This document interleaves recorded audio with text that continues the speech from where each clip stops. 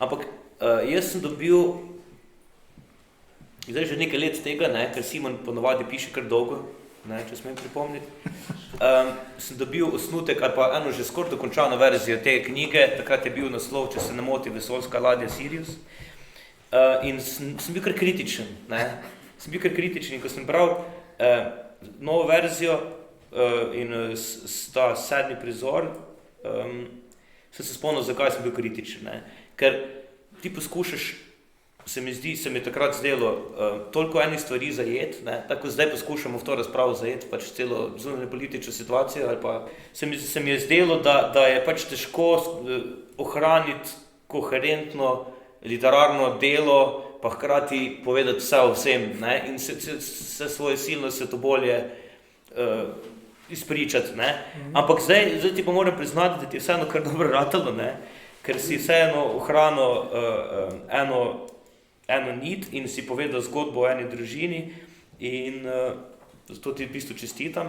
To je bil kar dosežek. Mimogrede, prej smo se pogovarjali, da je Branko Gradišnik malo diskutirala o tem, kakšna sploh oblika je to.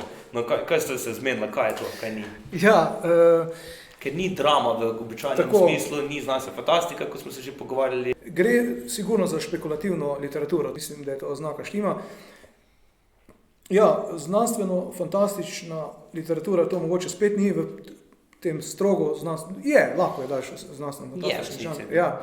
Zdaj, sodobna drama pa ponovadi deluje, to mi je tudi Branko omenil, jaz nekje intuitivno sem se tega zavedal, on mi je pa to, mi smo imeli malo korespondence okoli te igre in mi je omenil, da sodobna drama, ponovadi dramatika deluje na ta način, da junaki ne povejo vsega, da je ogromno neizrečenega in da v bistvu to, kar je neizrečeno, v večji meri generira dramsko dogajanje kot tisto, kar je očitno pa na prvi pogled. Se pravi, gre za neko psihološko študijo in to, sigurno je tudi nekaj tega v igri nekje, ampak ni pa to princip, po katerem deluje ta igra. Jaz, ko mi je to povedal, ko je to tako opisal, mi je bilo to se mi je zdelo zelo smiselno, tega se nisem tako jasno zavedal.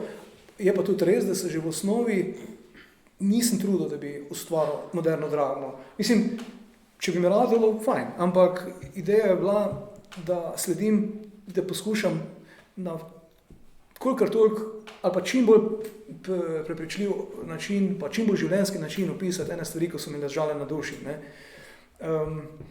Zdaj, on je tudi rekel, da pač osebe razkrivajo svoje in motivacije in tako naprej. Mogoče ne razkrijejo vsega. Mi veliko o tem, kaj jih žene, zvemo. Mogoče to ni vse. Ampak je pa tako, da se mi zdi, da po svoje se mi zdi tudi smiselno, tudi sem imel željo pisati na ta način, da z odprtimi kartami pridejo junaki na dan. Se mi zdi, da je to tudi nekaj, kar mogoče pa manjka. Mogoče pa, ker konec koncev del našega življenja, in če je gledališče neko zrcalo naših življenj, je tudi debata ali pa razgovor, v katerem se ljudje soočamo zelo jasno, zelo neposredno, zelo iskreno, kaj mislimo. In se mi zdi, da je tega mogoče manjka.